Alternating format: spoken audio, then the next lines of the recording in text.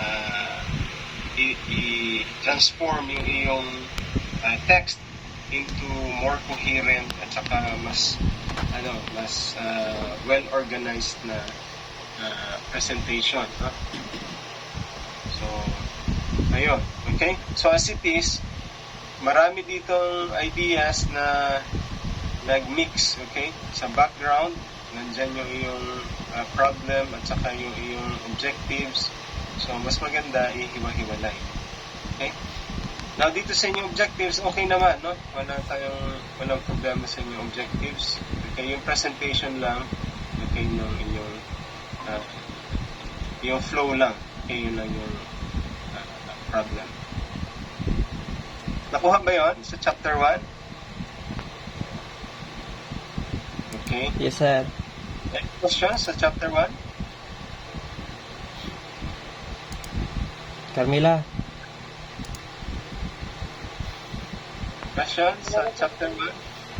Wala na po, sir. Wala naman po, sir. Okay, continue tayo.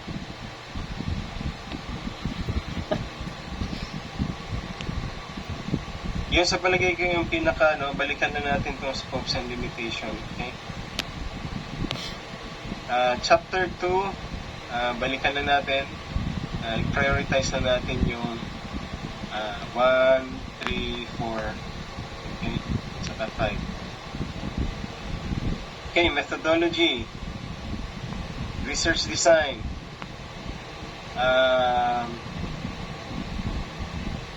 Okay.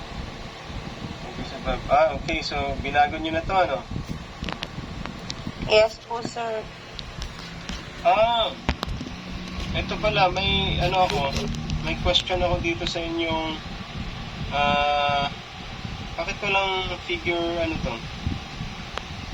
Lahat ng figure dapat merong, ano ba tawag dito?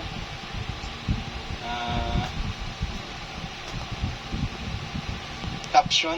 Dapat may caption. Ito ay figure. Ganon. Nakuha? Yes, sir. Nakalimutan po.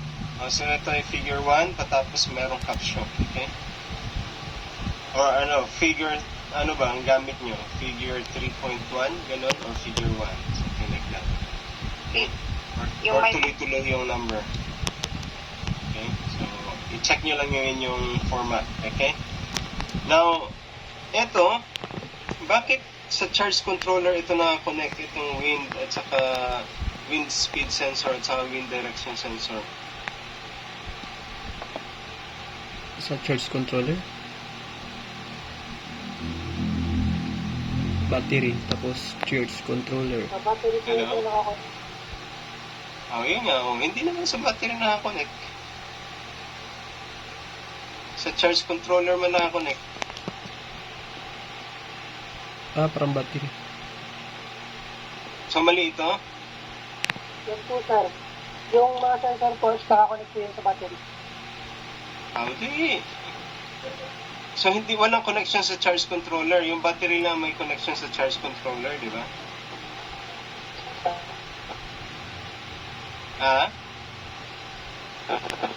Yes po. Mali. Bakit parang hindi ko na maintindihan?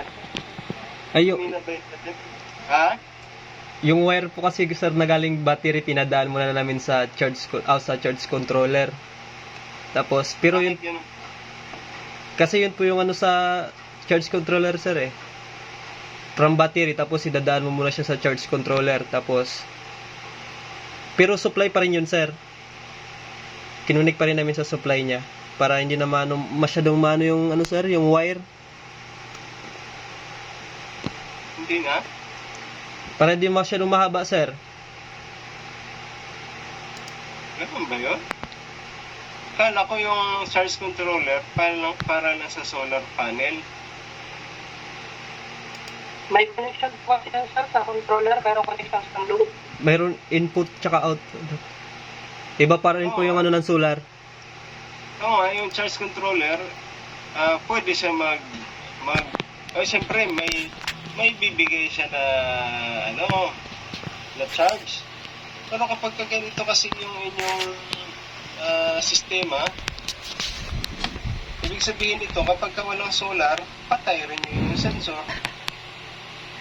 Diba? Sige po sir, ayusin na lang po namin. Hindi ba? Ano nyo, i-analyze. Saan galing yung power sa charge controller? Doon sa solar, di ba? Yes po.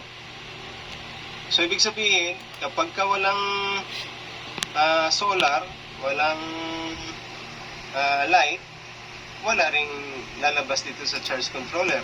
Okay sir, gets po. Tama? Opo. So, ibig sabihin, wala rin magpupunta dito sa sensor. So, ang pinakatama na, sa palagay ko na, i-check nyo, okay? Ang pinakatama na connection, etong sensor na connect sa battery. Kasi yung battery, siguradong may charge. Kasi Yes po. charge siya ng panel eh. Okay? Yes sir. Okay, ano nyo lang, kung mali ako, edi, basta i-explain nyo lang naman yung connection, okay? Okay, so dito tayo sa research design. Okay, so this phase focus on